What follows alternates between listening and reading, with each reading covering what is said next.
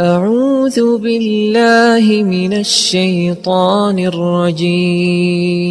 والمرسلات عرفا فالعاصفات عصفا والناشرات نشرا فالفارقات فرقا فالملقيات ذكرا عذرا أو نذرا إنما توعدون لواقع فإذا النجوم طمست وإذا السماء فرجت وإذا الجبال نسفت وإذا الرسل أقتت لأي يوم أجلت ليوم الفصل وما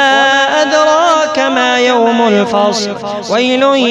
يومئذ للمكذبين ألم نهلك الأولين ثم نتبعهم الآخرين كذلك نفعل بالمجرمين ويل يومئذ للمكذبين ألم نخلقكم من ماء مهين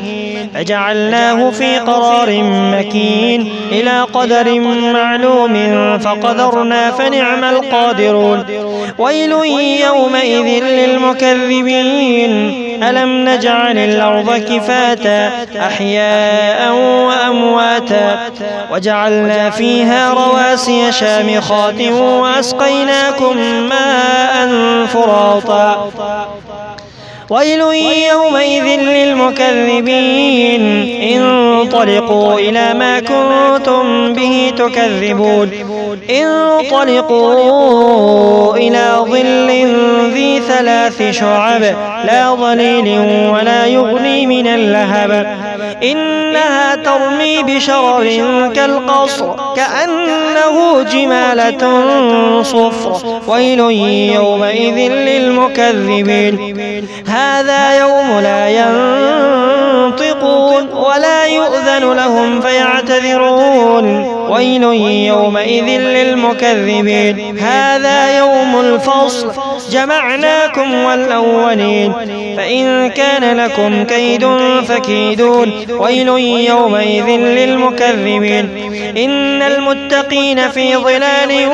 وعيون وفواكه مما يشتهون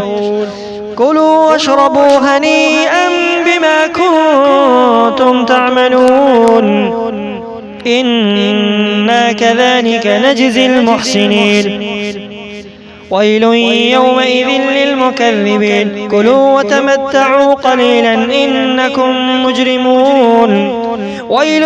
يومئذ للمكذبين وإذا قيل لهم اركعوا لا يركعون ويل يومئذ للمكذبين فبأي حديث بعده يؤمنون.